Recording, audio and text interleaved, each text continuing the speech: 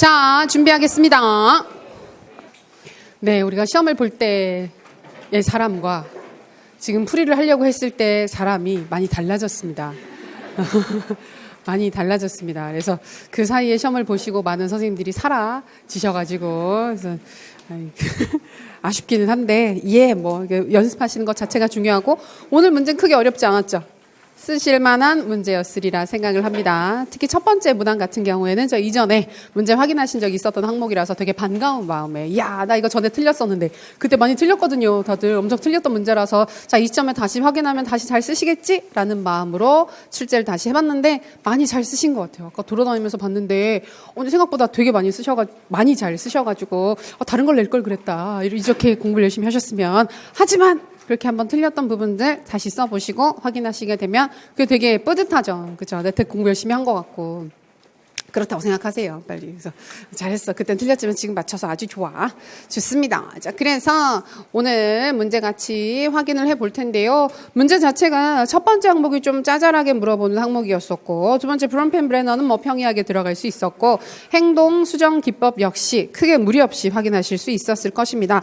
타당도가 어떨까 생각을 했는데 다행히 오늘도 수업할 때도 타당도 중요하지 않습니까? 다 중요합니다. 막 강조를 해서 그런지 그건 아니고 내용 자체가 크게 어렵지 않았으니까 연타당도 잘 찾으셨고, 대신에 이제 개념 서술이 얼마나 깔끔하게 개념까지 요구를 했었는데 되었는지가 궁금한 부분이었고요. 그 다음에 수행평가 부분은 저는 약간 이거는 좀 애매하다기보다는 방향을 잘못 잡으면 틀리실 수도 있을 것 같다 생각을 했는데 약간 그랬던 것 같아요. 많이들 요 부분이 제일 약간 다른 방향으로 가셨는데 그래봤자 1.2니까요. 1.2니까요. 자, 그리고 장학의 명칭을 쓰고 3번을 잘못 보신 분들이 있으시군요. 좀 이따 그거 문제 다시 풀면서 얘기를 할게요. 장학 명칭도 쉬웠죠? 저희 수업 들으셨으면 굉장히 쉬웠을 겁니다. 왜? 언제 했으니까요? 어제와 오늘 했었기 때문에 너무 쉽지 않나? 그리고 원리 역시도 최근에 본 게 굉장히 인출이 잘 되죠. 그래서 계속 말씀드리는 게 내가 제일 잘하는 이론은 뭐다? 어제 본 이론. 더 잘하는 건 오늘 본 이론. 어쩔 수 없어요. 그래서 가장 중요한 이론들은 가장 최신의 본 상태가 될 수 있도록 그저 부지런히 반복해서 보시면 좋겠습니다. 오케이. 그래서 문제 같이 한번 보겠습니다. 자료 보셔도 무리 없고요. 네, 화면도 보이시죠? 세워가지고도 같이 보겠습니다. 문제 보면 다음은 오랜 교사 경력을 지닌 김 교사가 기고한 칼럼의 일부다. 발췌한 내용은 첫 번째 교육과정, 심리교육평가, 교육행정에 대한 것이다. 이를 바탕으로 4가지 요소를 활용해서 우리 교육이 나아가야 할 방향이라는 주제로 서론본론 결론의 형식을 갖추어서 논하라. 우리 교육이 나아가야 할 방향성 자체를 제시하지 않았어요. 어디로 나아가야 할까라고 그냥만 얘기를 했던 거기 때문에 아까 질문하셨던 쌤 중에서 그 방향을 내가 정해도 되느냐, 내가 이 방향에 대해서 어느 정도 방향성 자체를 제시를 해도 되느냐. 예를 들어서 우리 교육이 나아가야 할 방향 자체를 내 생각에는 이거는 전인교육으로 가야 될 것 같아 라고 얘기를 할 수도 있는 거고, 나는 창의융합이지 창의성 증진이 중요해, 아니면 나는 행복한 학생들이야, 행복 교육이 중요해, 뭐니 해도 학생이 중심이지. 자, 어느 쪽으로 이런 식으로 방향을 정하셔도 괜찮고, 이런 방향성 없이 그냥 우리 교육이 잘 돼야지, 더 발전해야지, 질적으로 더 높은 수준의 교육을 제공할 수 있어야지, 이런 방향으로 제시를 해주셔도 무리가 없었습니다. 이번 글 같은 경우에는. 그래서 주제 논의의 부담을 조금 줄여 드리기 위해서 좀 평이하게 주제 논의를 했던 항목이기 때문에 그건 그렇게 찾으실 수 있고요. 자, 그러고 나서 뭐가 되게 빽빽하네요. 그죠? 집에서 썼던 폰트랑 꽤 다른 것 같아요. 집에서 만들었던 폰트는 이렇게 넓적하지 않았는데 약간 넓적해졌어요. 집에 가보면 또 똑같을 수도 있어요. 자, 배점 부분을 먼저 보겠습니다. 항상 우리가 문제를 분석할 때 문제를 읽고 배점을 먼저 읽으십니다. 그래서 배점에서 중요한 사항들은 체크해 두신 다음에 그 다음에 배점 구조에 맞춰서 본문 내용 다시 한번 본문 내용을 보시면서 배점을 보고 본문 내용을 보시면서, 또는 어차피 항목별로 딱딱딱 구분이 돼 있기 때문에 배점 보시면서 같이 본문 바로 체크를 해서 키워드 기억나는 대로 바로 옆에다 같이 그리셔도 괜찮아요. 오늘은 아마 모의고사 보실 때 시간이 크게 부족하지 않으셨을 겁니다. 그래서 크게 문화 어려움 없이 무난하게 서술을 하셨으리라 생각을 하는데, 이제 그런 연습 통해서 이제 자기한테 잘 맞는 서술 방식들을 찾아보면 좋을 것 같아요. 그리고 아까 그 질문도 하셨는데, 저희가 수업할 때는 형광펜 써가지고 문제 하이라이트 해도 괜찮다라고 말씀드렸잖아요. 근데 이제 실제 시험에서도 형광펜을 쓸 수 있느냐? 그러면 그게 고사실마다 다 달라가지고, 상황이 다 달라가지고, 이제 원칙적으로는 안 됩니다라고 하면 할 말이 없어요. 그래서 뭐 다 집어넣으세요. 그럼 자도 집어넣고, 아무것도 못하는 경우들도 있어요. 그런데 저 왜 줄 그을 때, 두 줄 그을 때 자대고 그으라고 말씀드렸잖아요. 그럼 자가 없다 어떻게 해야 되나? 종이를 접어서. 진짜 자가 필요하신 경우에는 초한지 일부 접어가지고 같이 활용하시는 것도 방법이에요. 그거 가지고 옆에 가지고 왜 종이를 접고 계신가요? 아니 여기 종이가 있어서 그거 가지고는 뭐라고 하기 좀 어렵잖아요. 그래서 그거는 이제 뭐 활용을 하실 수도 있긴 있겠지만 일단 워낙 스타일이 다 달라요.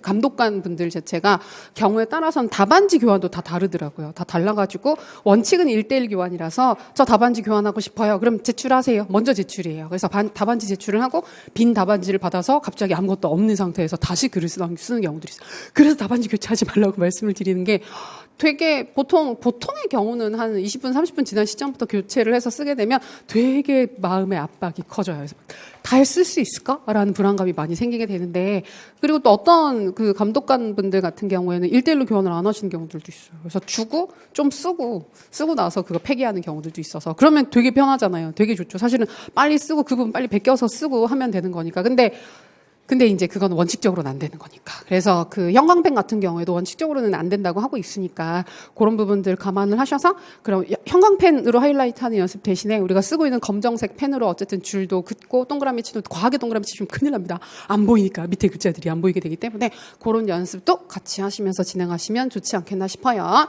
자, 배점 부분 첫 번째. 자, 요거는 우리가 이전에 모의고사 볼 때도 아마 확인하신 적이 있으셔가지고 첫 번째 항목은 좀 편안하게 찾으셨을 것 같아요. 자, 타일러의 교육과정 개발 모형에 근거해서 잠정적인 교육 목표 설정을 위해 고려해야 될 사항 3가지. 요게 실제로 3가지가 있었죠. 체크하실 때 타일러, 잠정적, 그다음에 3가지. 숫자가 생각보다 중요합니다. 우리가 안 그럴 것 같은데 급한 상황, 좀 쫓기는 상황에서는 숫자가 제대로 안 보여요.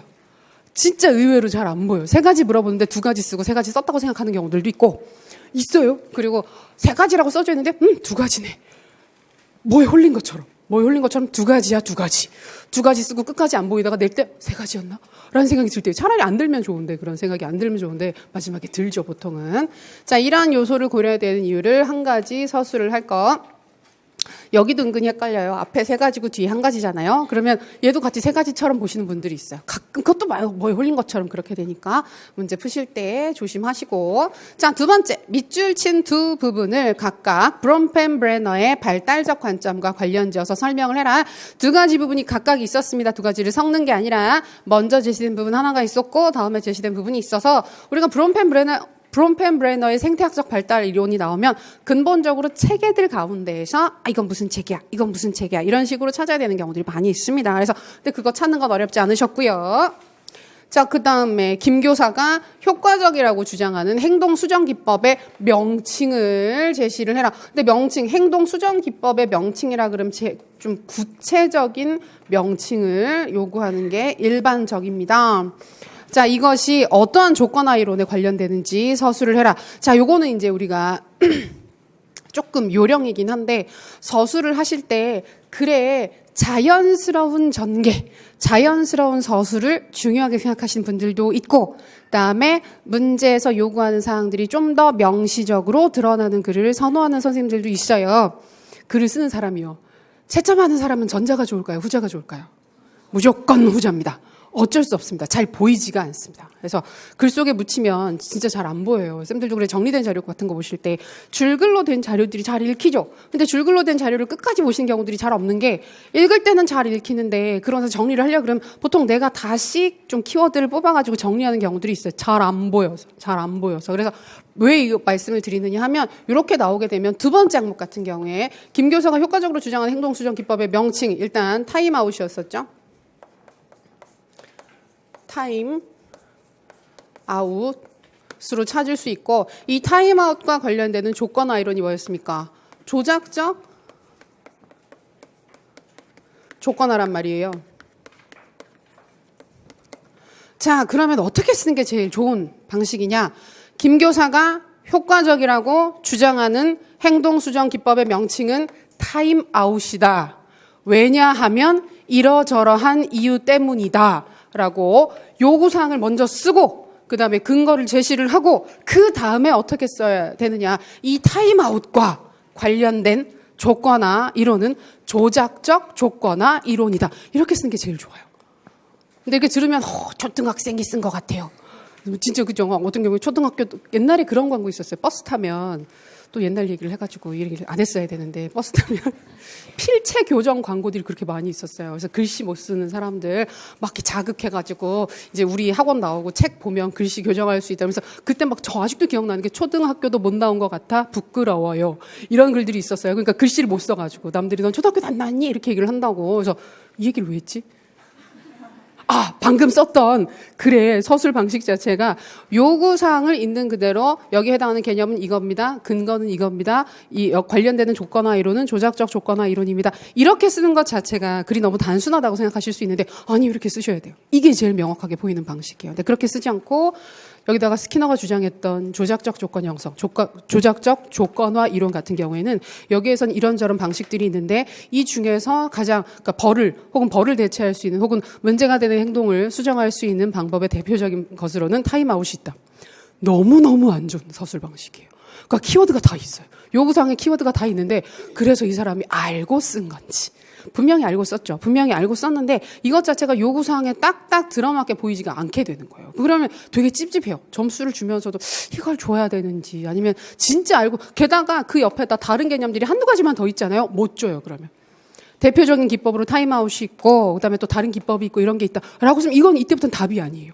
그거는 그냥 조작적 조건 형성에 대한 일반적인 설명 서술이 되는 거지 문제에서 요구하는 답이 되지 않게 되는 거거든요. 그래서 요구사항에 딱 들어맞게 부합하는 답을 쓰시는 게 아주 중요합니다. 금방 돼요. 그렇죠? 그렇게 하기 싫어도 그렇게 쓰는 게 제일 편하니까. 제일 쉽게 쓸 수 있습니다. 자, 그리고 나 왼 클릭, 오른 클릭을 잘못했어요.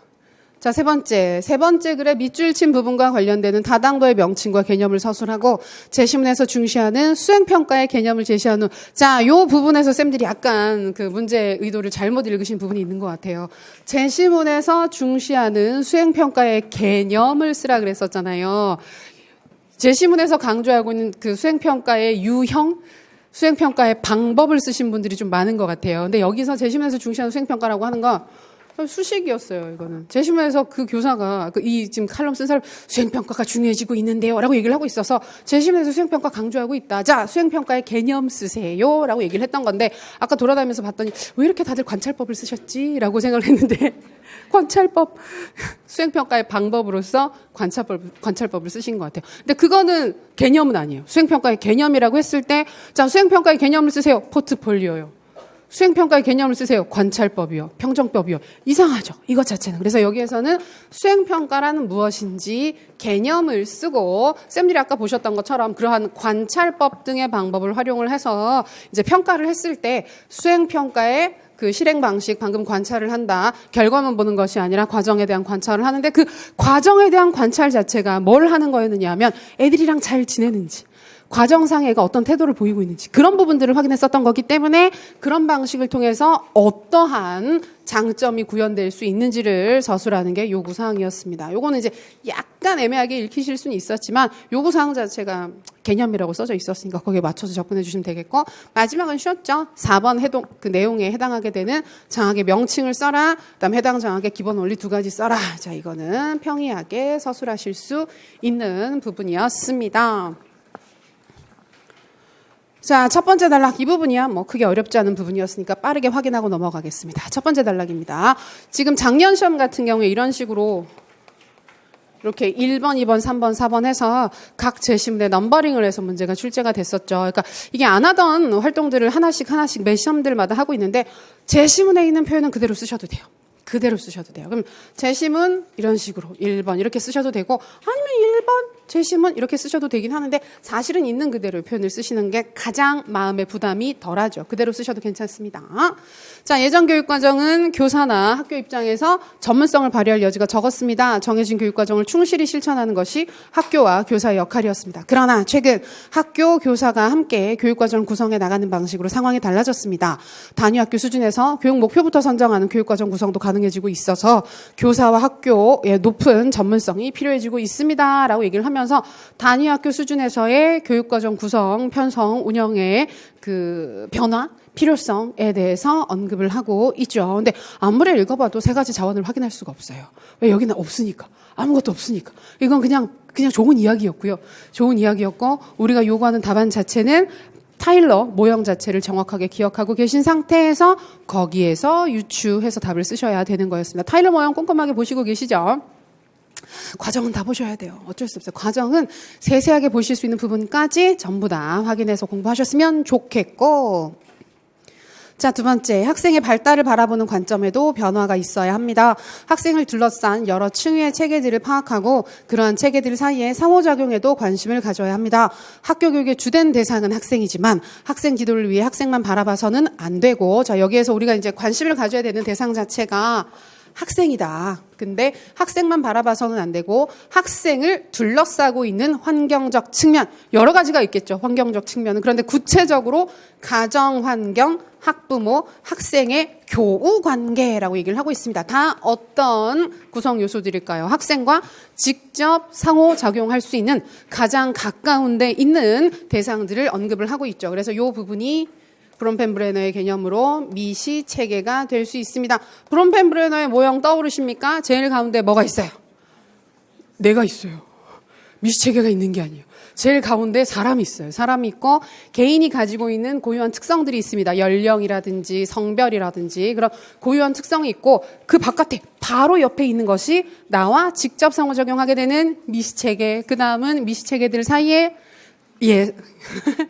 다들 미시체계들 사이에 중간체계 이렇게 바로 나오시는데 미시체계들 사이에 상호작용에 해당하게 되는 중간체계가 있고 좀 더 바깥에서 영향을 미치게 되는 외체계, 제일 바깥에서 크게 영향을 미치게 되는 거시체계, 시간의 흐름, 변화, 시간체계, 연대체계. 좋습니다. 모형 눈앞에 떠오르시죠? 이렇게 모형 그렇게 자주 뭐 나올 수도 있어요.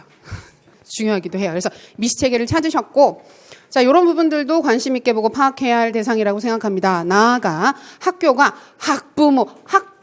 학부모와의 관계를 더욱 돈독하게 하고 학부모와 직접 상호작용하여 학교가 결국은 학교가 학부모랑 상호작용을 해서 학생과 관련되는 정보를 얻을 때 학생 지도를 위한 준비가 더욱 충실해질 수 있습니다.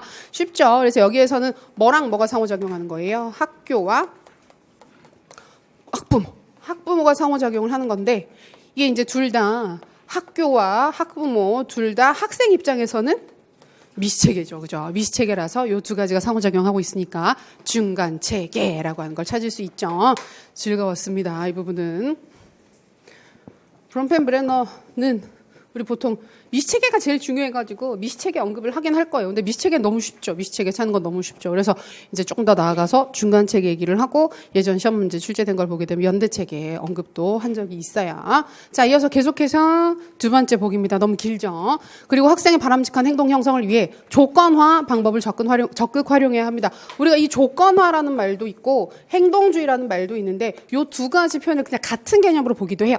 왜냐하면 행동주의 자체가 고전적 조건화, 조작적 조건화 이론이 포함되어 있는데 결국은 둘 다 조건화를 한다는 개념이기 때문에 둘 다 같은 개념으로 보기도 합니다. 근데 요 말만 봐서는 이게 고전적 조건 형성인지 조작적 조건 형성인지를 몰라요. 그래서 나머지 사항들도 보면서 구분하실 필요가 있습니다. 객관식 시험 때 문제 출제되는 경향을 보게 되면 의외로 그거 두 개 구분하는 항목들도 물어보는 적들이 좀 있어요. 그래서 그런 부분들도 신경 써서 보세요.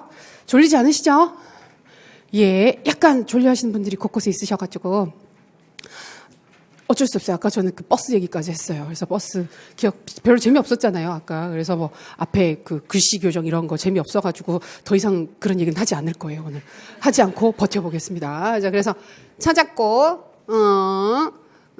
행동주의 원리들을 오래된 개념이라고 생각하며 소홀히 보는 경우들도 있지만 많은 학생을 올바른 방향으로 지도하는 데 있어서 행동주의 지도 방안은 매우 효과적입니다. 맞습니다. 그래서 행동주의는 일단 행동 교정, 즉각적인 행동 변화 이런 부분들과 연관지어서 언급을 하기가 좋아요. 마냥 낡은 기법이라고 무시하지 말고 상황에 맞는 기법을 활용해야 합니다.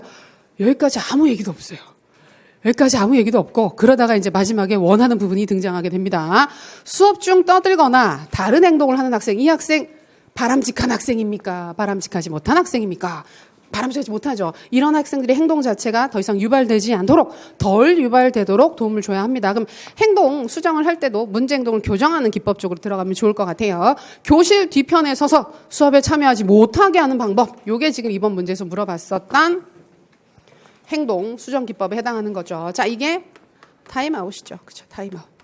근데 얘는 중요해요. 타임아웃은 왜냐하면 벌 중에 제일 무난한 벌이거든요. 제일 무리 없는 벌이라서 벌 중에서는 타임아웃을 가장 흔히 언급을 합니다.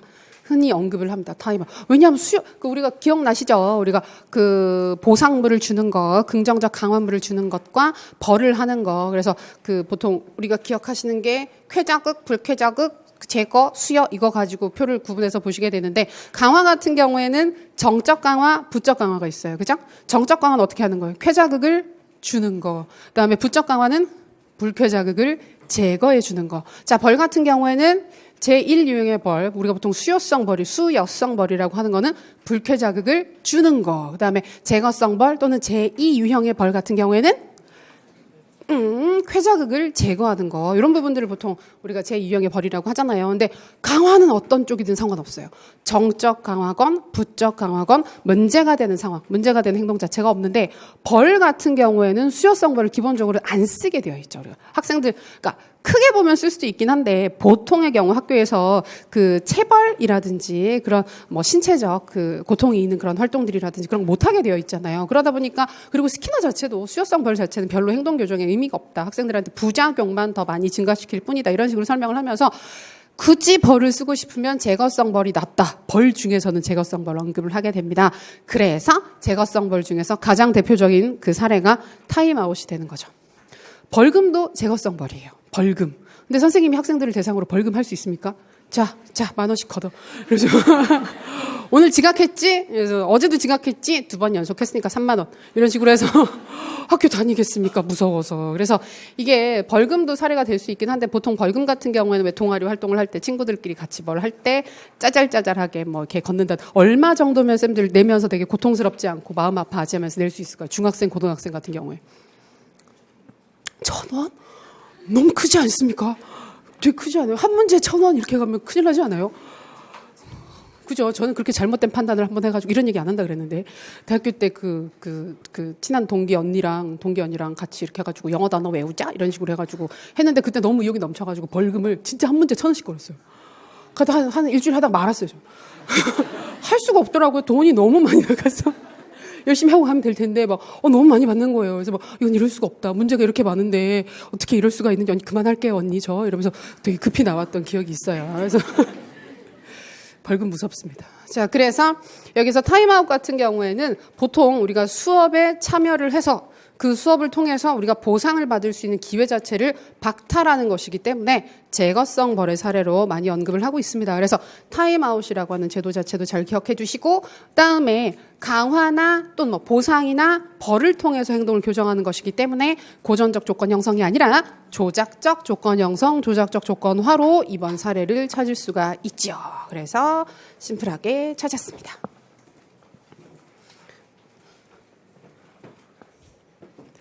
자, 그리고 세 번째, 자, 대학 수학능력시험의 방향에 대해 논쟁이 많은데, 그렇죠. 실제로 이거 절대평가해야 된다, 아니다, 상대평가 그대로 가야 된다, 언급들이 좀 있죠. 수능시험은 대학교 공부를 얼마나 잘할 수 있는가에 대한 확인을 할 수 있어야 한다고 생각합니다. 애초에 수능시험 자체 이름 보시면 대학 수학능력시험 또는 대학 수학능력평가라고 하니까 대학교에서 공부를 할 수 있는 능력에 대한 평가를 하겠다가 대수능이잖아요. 그래서 그 개념 자체에서 보면 대학교 공부를 얼마나 잘할 수 있는가를 확인을 할 수 있어야 된다고 생각합니다. 그래서 수능 점수와 대학에서의 학점을 비교하여 수능 점수, 대학에서의 학점이라고 하는 두 가지 비교 대상이 등장을 했습니다. 그 상관이 높다면 또는 관련이 높다면 수능시험이 원래 방향에 맞게 잘 운영되고 있는 것이라고 볼 수 있습니다. 이 수능시험 자체가 괜찮다, 원래 의도나 방향에 맞춰서 나쁘지 않은 평가로서 의미가 있다, 이렇게 얘기를 할 수가 있겠죠. 그래서 수능시험의 긍정적, 부정적 측면에 대한 논의는 그러한 확인 이후의 문제입니다. 애초에 만약에 진짜 그래서 수능시험 성적이랑 대학교에서의 학점을 비교를 했는데 상관이 낮다. 그럼 어때요? 이 시험이 절대평가면 어떻고 상대평가면 어떻습니까? 이미 예언을 하지 못하는데 그 부분을 충분히 예측을 할 수 없는 상황이 돼버리기 때문에 이 시험 자체가 좀 잘 안 맞게 되는 거죠. 그래서 여기서 잘 생각하셔야 되는 게, 여기에서 관련되는 문제에서 보시게 되면 타당도의 명칭을 쓰라 그랬어요.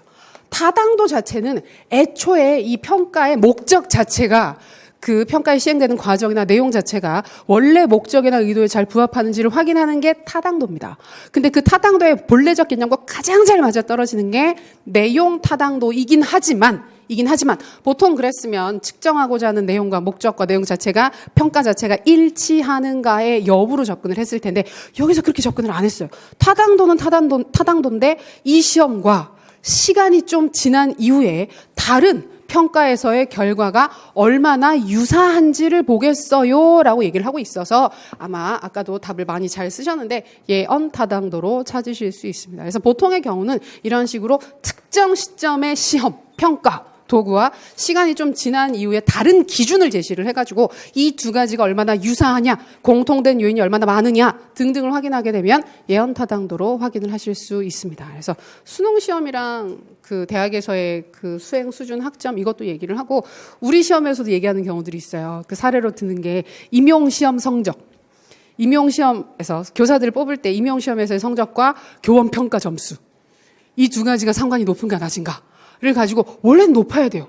그렇죠. 좋은 교사를 뽑기 위해서 교원 임용 시험을 보는 거잖아요. 그랬으면 그 시험에서 좋은 점수를 받았는데 나중에 학교에 가가지고 좋은 교사로서 평가를 받고 있다면 와, 굉장히 타당한 평가다라고 생각할 수 있겠지만, 그렇지 않다 그러면 방향성이 잘 안 맞는 평가가 되는 거죠. 그러니까 그런 식으로도 설명을 할 수 있는 것이 예언 타당도가 됩니다. 자, 그래서 여기서는 예언 타당도를 찾고 예언 타당도의 개념까지 서술하는 거. 타당도는 다 중요하다 그랬죠. 그래서 내용 타당도뿐만 아니라 예언 타당도, 공인 타당도, 구인 타당도까지는 중요하게 개념, 세부적인 사항들 잘 봐주셔야 합니다.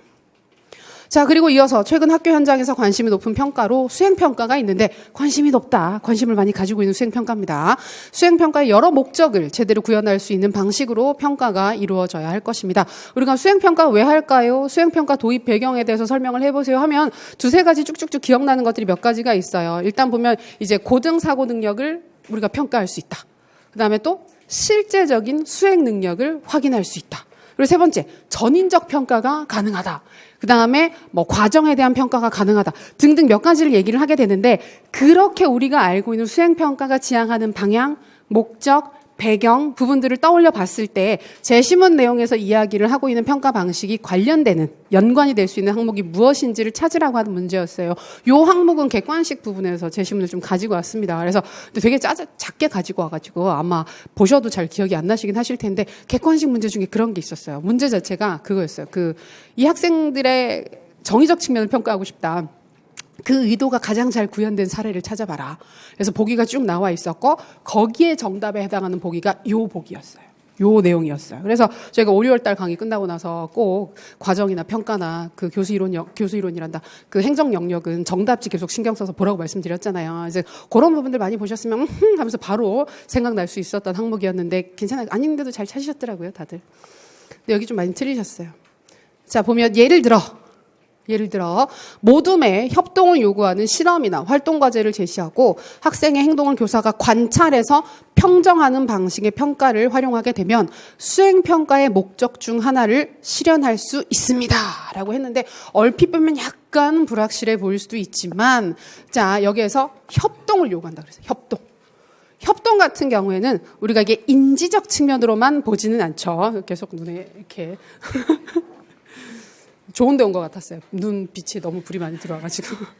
자, 협동 같은 경우에는 다른 부분들도 있긴 하지만 우리가 사회성이라든지 의사소통이라든지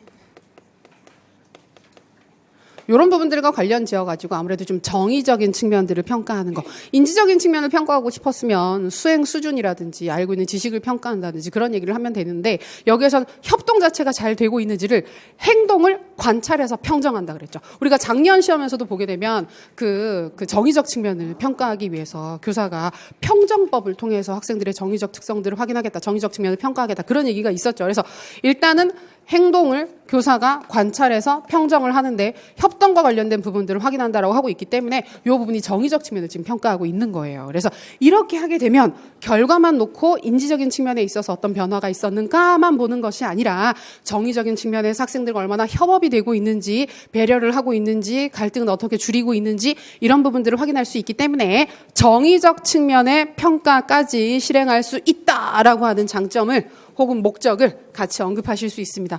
정의적 측면 얘기하시고 전인 교육이나 전인적 평가가 가능하다. 괜찮아요. 그 부분도. 어차피 우리가 전인적 평가를 한다는 것 자체가 인지, 정의, 신체, 행동 이런 부분들을 연관지어서 보는 것이기 때문에 근데 그렇긴 한데 전인적 측면만 쓰시면 약간 모자라기 때문에 정의적 측면 얘기하시고 전인까지 이어지는 건 아주 괜찮은 접근입니다. 자, 네 번째. 이건 쉽죠. 뭐 이렇게까지 잘 보일 수가 있나 할 정도로 최대한 키워드를 퍼드렸어요. 자, 이러한 모든 변화의 주체는 교사여야만 합니다. 교사는 학생 교육의 책임자로서 막중한 무게를 스스로 느끼고 모든 분야의 전문성을 지속적으로 향상시키고자 노력해야 합니다. 자, 여기는 이제 도입 문장이었고 이제 나오죠. 교사는 자발적인 태도로 교과지도, 생활지도, 진로지도, 학급 운영 보셨던 기억 나죠? 두 번째 항목에 이거 있었죠. 그대로. 그래서 등의 영역에 대한 교내외 전문가. 자, 이건 진짜 컨설팅으로 안 찾으시고 다른 걸로 고민하셨으면 진짜 약간 아니요, 그럴 수도 있죠. 그렇게 고민을 하실 수도 있으니까 항상 이렇게 경솔하게 얘기를 하면 안 됩니다.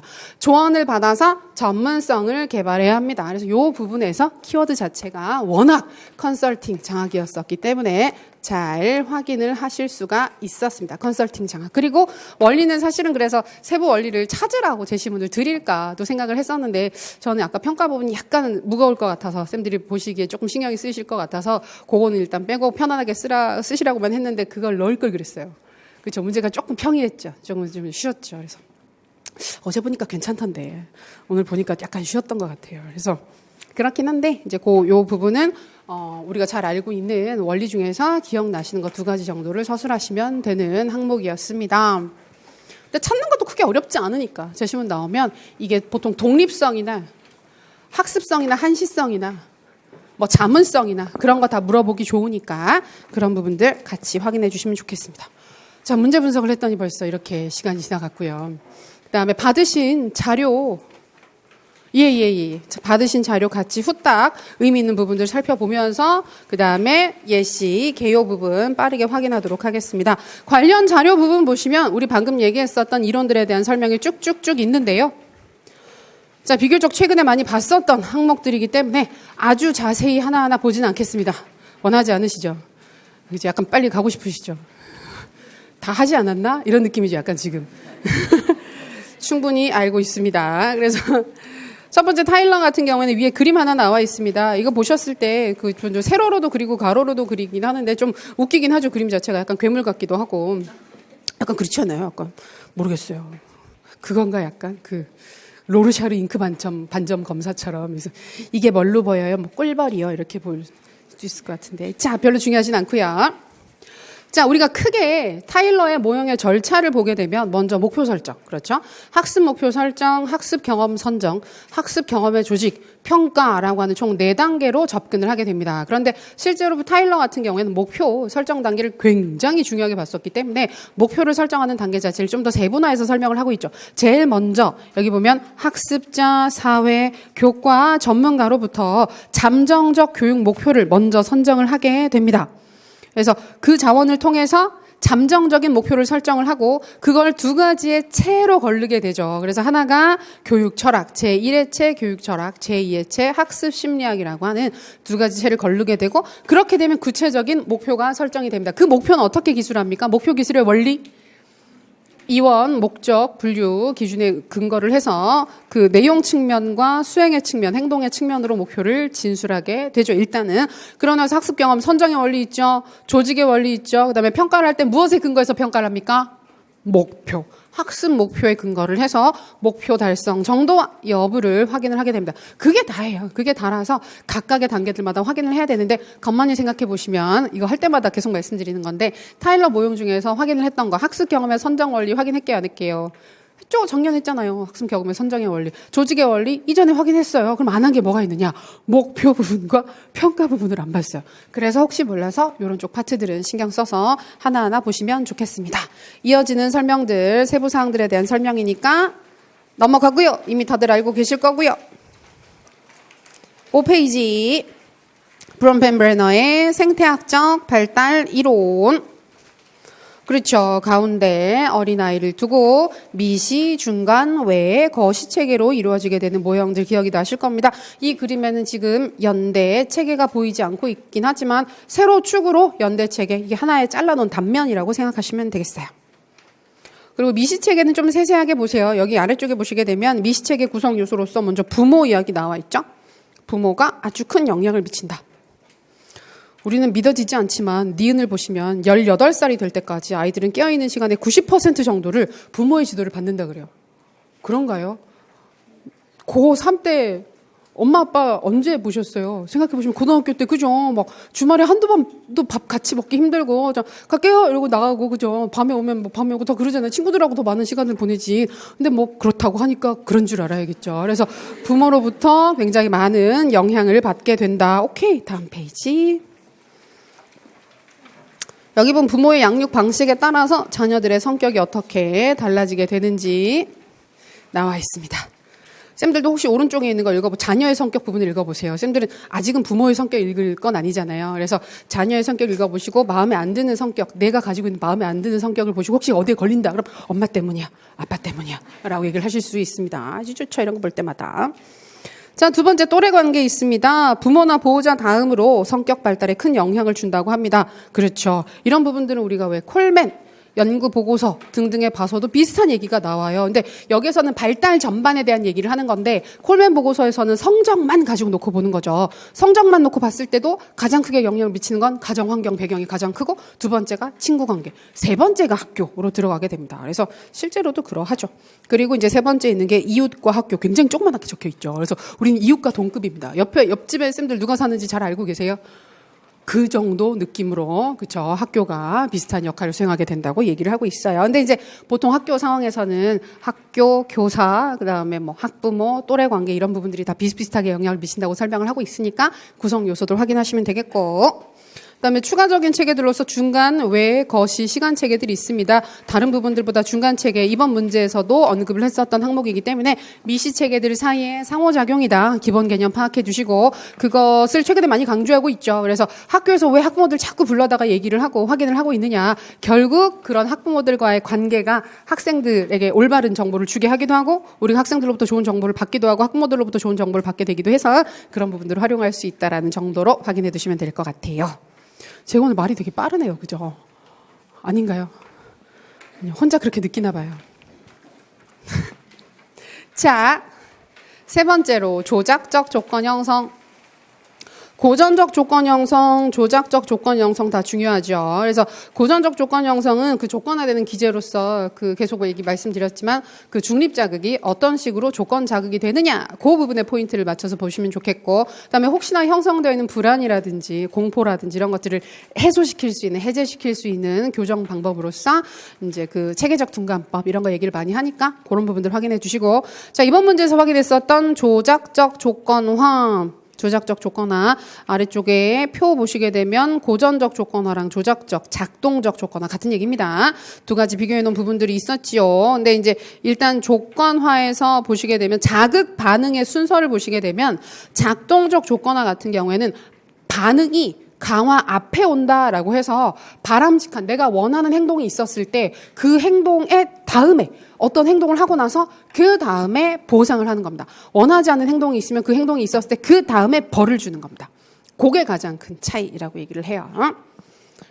그런 부분들 확인하시면 되겠습니다. 나머지 부분은 뭐 이 형성의 원리 부분은 뭐 이것저것 많이 보셨으니까 크게 어렵진 않은데 9페이지에 보시게 되면 이런저런 원리들이 있습니다. 이건 추가적으로 보시고 9페이지 보라 그래놓고 안 봤어요. 10페이지에 보면 강화랑 벌 이야기 나와 있죠? 요거 아까 우리가 말로 설명드렸던 그 사항들입니다. 중간에 있는 그림으로 기억하시면 기억하시기가 되게 편하죠.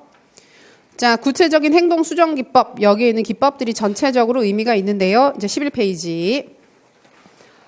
심리 영역에서 좀 세부적인 부분을 좀 세세하게 물어본다 그러면 이런 기법들도 하나하나 언급을 할 수 있습니다. 그래서 바람직한 행동의 증가 방법으로 프리맥의 원리 많이 언급을 하죠.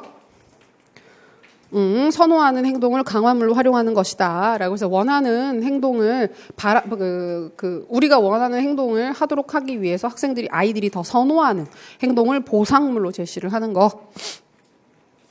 수업 시간에 열심히 집중하면 좀 빨리 끝내줘서 쉬는 시간을 좀 더 길게 줄게. 이런 식으로 얘기를 하는 것도 일종의 프리맥의 원리가 될 수 있습니다. 맨날 나오는 사례 그거잖아요. 선생님 뭐 첫사랑 얘기해 주세요. 그랬을 때 절대 먼저 해주면 안 되고 니들이 수업 집중해서 열심히 듣고 나면 선생님이 첫사랑 얘기를 해줄게. 그럼 애들이 됐어요? 그렇죠. 딱히 듣고 싶었던 건 아니었으니까. 사실 수업을 하기 싫었던 거지. 굳이 그게 그렇게까지 원하는 얘기는 아니지 않습니까? 그래서 좀 됐다고 이렇게 할 수도 있겠죠. 근데 절대 거기에 속아 넘어가셔가지고 미리 해주시면 그 이후 수업 자체를 열심히 듣지 않기 때문에. 그러니까 프리맥의 원리는 순서가 가장 중요해요. 그래서 좀 덜 원하는 걸 먼저 하고 더 원하는 걸 반드시 뒤에 해야 합니다. 그러니까 쌤들도 보상을 주실 때 그렇게 하셔야 돼요. 공부하기 싫잖아요. 근데 그랬을 때, 하기 싫네. 공부하기 싫으니까 좀 쉬었다가 다시 할까? 그래서, 아니, 이게 몸이 힘들어서 공부를 못하는 상황이면 그게 맞는데, 그냥 하기 싫은 상황 있잖아요. 좀 하기 싫어가지고, 쉬고 나면 공부할 수 있을 것 같아. 어때요? 좀 놀고 나면 공부에 집중할 수 있을 것 같아. 절대 안 되죠. 우리가 제일 잘 알죠. 그래서 막 노는 걸, 쉬는 걸 보상으로 걸고 싶으면 되게 확고한 신념을 가지고, 그래, 여기까지만 하고, 여기까지 다 보면 이때 30분 놀자. 내가 하고 싶었던 유튜브를 보든지 나가서 춤을 추든지 뭘 하든지 내가 하고 싶었던 걸 하자. 그런 식으로 순서를 짜고 스스로에게 보상을 주시는 게 정말 중요해요. 근데 우리가 그게 잘 안 되죠. 왜냐하면 나한테 너무 관대하니까. 너무 관대해가지고 잠깐만 쉬었다가 다시 돌아오면 할 수 있을 거야. 그래서 이러고 있다가 못 따라오죠. 왜냐하면 원하는 걸 얻었거든요. 공부 절대 하고 싶지 않아요. 자, 그 다음에 토큰 강화. 자, 요거는 여긴 상표라고 나와 있긴 한데 상표라고 얘기를 할 수도 있고 보상물이 될 수 있는 뭐 스티커라든지 교환 가치가 있는 토큰이라든지 그런 걸 모아서 더 크게 보상을 받는 겁니다. 얘도 많이 얘기를 하고 있고 행동 계약도 있죠. 서면으로 약속하는 거 선생님이랑 학생이 같이 협의를 해서 약속을 해서 진행을 하는 것입니다. 그다음에 이번 문제에서 확인했었던 문제행동 교정을 위한 방법 몇 가지가 나오는데 여기 벌이라고 나와 있죠. 근데 벌은 조금 일반적인 개념은 맞아요. 그냥 벌을 준다라고 하게 되면 제1유형의 수요성 벌, 제2유형의 제거성 벌 다 포괄하는 개념이기 때문에 그냥 너무 커요. 그러니까 어떻게 좋은 행동을 더 하게 할 수 있어요? 그랬을 때 강화라고 얘기를 하는 거랑 큰 차이가 없어요. 그러니까 너무 일반적인 개념이기 때문에 여기선 벌이라는 말보다는 좀 구체적인 기법들을 쓰는 게 좋은데 여기 보게 되면 타임아웃 나와 있죠. 강화를 받을 수 있는 장면에서 추방을 하는 것이다. 그래서 강화를 받을 수 있는 기회 자체를 박탈하는 것이 타임아웃이 됩니다. 제거성 벌, 제2유형의 벌의 대표적인 사례가 됩니다. 다음의 경우에 따라서 또 보게 되는 게 비읍에 나오는 상반 행동 강화. 문제가 되는 행동과 반대되는 행동을 찾아서 강화를 하는 것이다. 아까 수업 시간에 딴짓을 하거나 집중을 하지 않은 학생이 나왔었죠. 문제 사례에서. 그랬을 때 문제가 되는 행동을 했을 때 벌을 줄 수도 있지만 상반 행동 강화를 하면 어떻게 하면 될까요? 아주 드물게 문제가 되는 행동을 하지 않고 있을 때가 있을 거예요. 그래서 딴짓을 한다든지 막 이러고 있는다든지 떠든다든지 그러지 않고 가끔 무슨 바람이 불었는지 가만히 앉아가지고 선생님을 쳐다보면서 책을 보고 필기를 하고 있어요. 그럼 어떻게 해야 돼요? 칭찬을 해줘야 되는 거. 그때 이야 너 정말 훌륭하다. 잘하고 있어. 됐어요. 이렇게 그럴 수도 있긴 하겠지만 보통 벌을 주는 것보다는 칭찬을 하는 게 좋으니까. 근데 우리가 그게 잘 안 되죠. 교사 같은 경우에 학생들이 많다 보니까 문제를 일으키는 학생이 있으면 빨리 그 문제를 제거를 해야 되니까 바로 벌을 주는 경우들이 많은데 잘하고 있으면 내버려둬요. 근데 그때 칭찬을 해야 되는 거예요. 정말 잘하고 있어. 잘하고 있어. 그래서 그런 부분들 지각했을 때 벌을 준다기보다는 제 시간에 왔을 때 칭찬을 해주는 거 그런 것들이 도움이 될 수 있겠죠. 그게 상반 행동 강화 속어 오호 강화를 중단하는 절차였었죠. 속어 폭발 이런 것들이 있을 수 있다. 자, 그 다음에 타당도 나왔습니다. 본래 기본 개념도 파악해 주시고 여기 타당도의 종류들, 내용 타당도. 자, 그 다음에 기준에 근거해서 타당도를 확인하게 되는 준거 타당도가 있는데, 공인 타당도, 예언 타당도, 은근히 헷갈려 하시는 요소들입니다. 공인 타당도. 동일한 능력이나 특성을 재는 두 가지의 평가 도구가 있을 때, 이 평가 도구가 동일한 시기에 치러졌을 때 사용하는 타당도의 증거다. 즉, 두 가지가 얼마나 비슷하냐. 비슷한 요소를 많이 가지고 있느냐를 판단하는 것이 공인 타당도입니다. 그러니까 여기에서 보시면 공인 타당도 같은 경우에는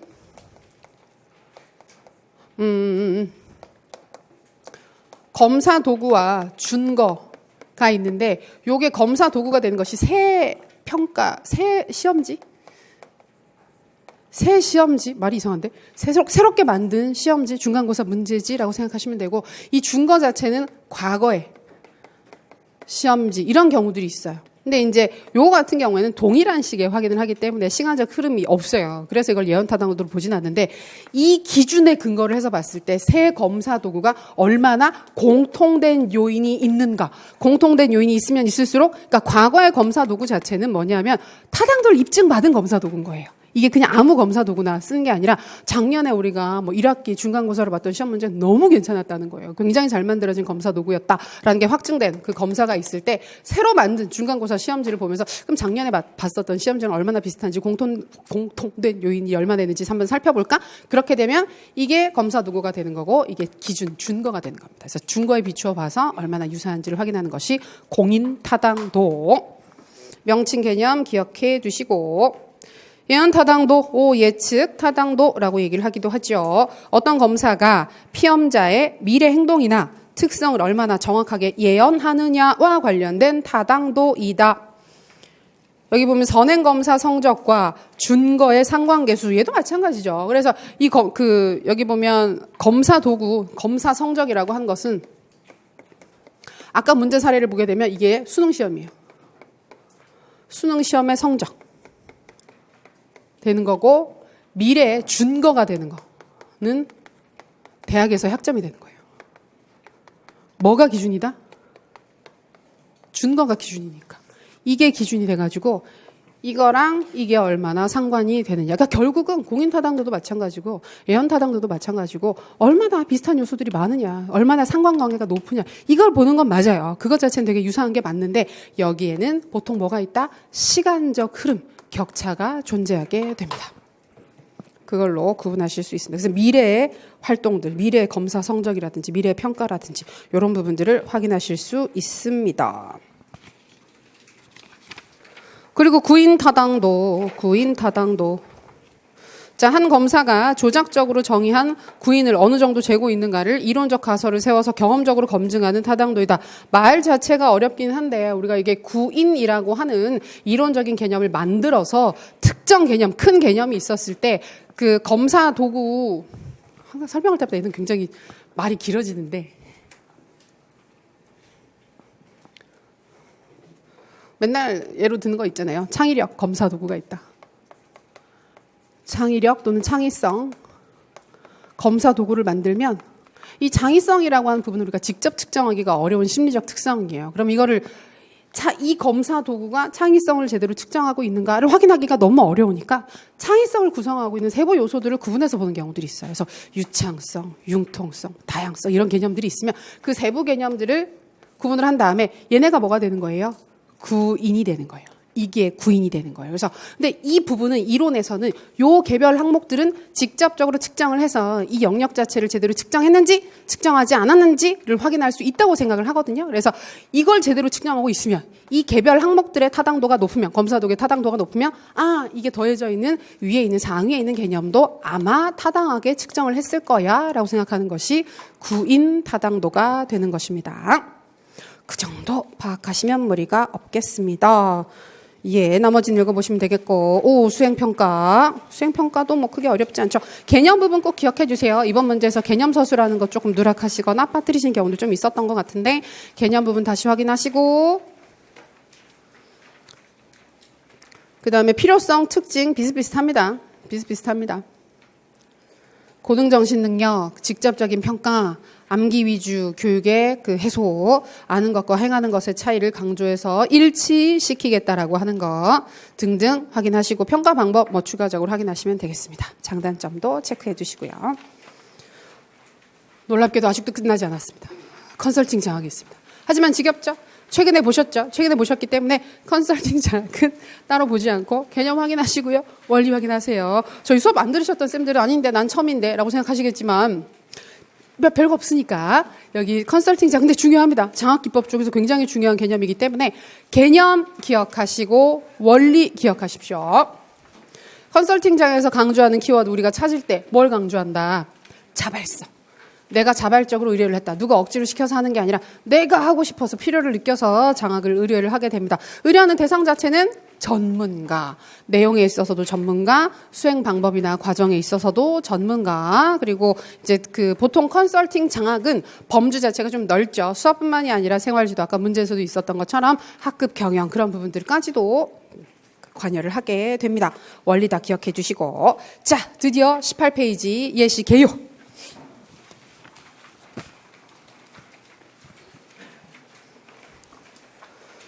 자, 서론 부분. 내용 세부 사항은 아마 대부분 다 많이 아까 우리가 이론 얘기를 하면서 그리고 문제 분석하면서 다 얘기를 했습니다. 그래서 그건 키워드만 확인하시면 되겠고 서론 부분 보시면 여전히 쓰기가 힘들죠. 근데 좀 이거는 그냥 좀 부담 없이 쓰시면 좋을 것 같아요. 날로 새로워지고 있는 세상에 필요한 인재를 육성하기 위해서 교육 역시 항상 새로움을 추구해야 한다. 우리 교육도 변화하는 세상 가치에 부응하기 위해 학교와 교육 전반에 대한 혁신을 도모하고 있다. 이런 시점에 우리 교육이 어떠한 방향으로 나아가야 할 것인가에 대해서 논의하는 것은 우리 교육의 발전에 큰 의미가 있을 것이다. 그래서 우리 교육이 나아가야 될 방향이라는 주제를 중심으로 4가지를 논의하고자 한다. 논의할 것이다. 그렇죠. 별거 없죠. 그래서 변화되고 있다. 우리 나아가야 될 방향도 뭐 계속 달라지고 있으니까 그런 방향에 맞게끔 노력하겠어요라고 하는 거. 그리고 도입 문장, 주제 논의 문장 다 써놨는데 도입 문장은 정말 간단하게 그리고 안 써지면 안 써도 됩니다. 도입 문장. 근데 주제 논의는 반드시 단락 마무리를 할 때 소결론을 짓는 게 아니라 제시문에서 얘기했던 내용과 전체 큰 주제랑 연관지어서 말이 되게 서술을 해주시면 됩니다. 자, 3가지 고려사항, 학습자의 심리적 요구, 사회적 요구와 같이 교과 전문가의 견해가 있습니다. 용어가 조금 틀려도 되니까 방향이 좀, 그 방향만, 내용 자체가 맞는 게 중요하니까 이 부분은 다양한 용어들 다 두루두루 확인해 두셨으면 좋겠고. 왜 이런 걸 고려를 해야 될까? 아까 문제 배경이나 이런 부분들에도 상황에 맞는, 학교 상황에 맞는, 학생들의 필요 요구에 맞는 그런 교육이 필요하다는 주장을 계속 했었죠. 그래서 질적 수준 향상을 위해서 수요자, 교과 내적 구조 모두 고려한 교육과정 구성이 필요하다. 아니면 교과 내용의 타당성을 위해서 다른 여러 요소들을 고려를 할 필요가 있다.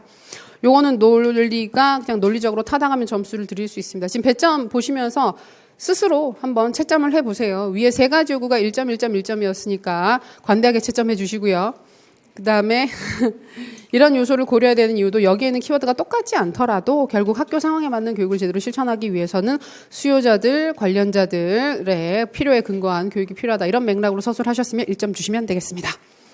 자, 그리고 주제 논의 부분 있죠. 다양한 요구에 부합하는 교육과정 구성을 위해 교과와 관련된 다양한 요소를 고려해서 목표를 선정해야 한다. 교과뿐 아니라 학생의 필요, 사회 요구에도 관심을 가지고 교육과정을 실현해 나가야 한다. 자, 2번째 항목. 자, 요거는 그 2가지 체제 찾는 게 2점이죠. 그래서 미시체계 1점, 중간체계 1점입니다. 근데 그냥 제시문에서는 미시체계와 중간체계를 찾을 수 있다. 안 되죠.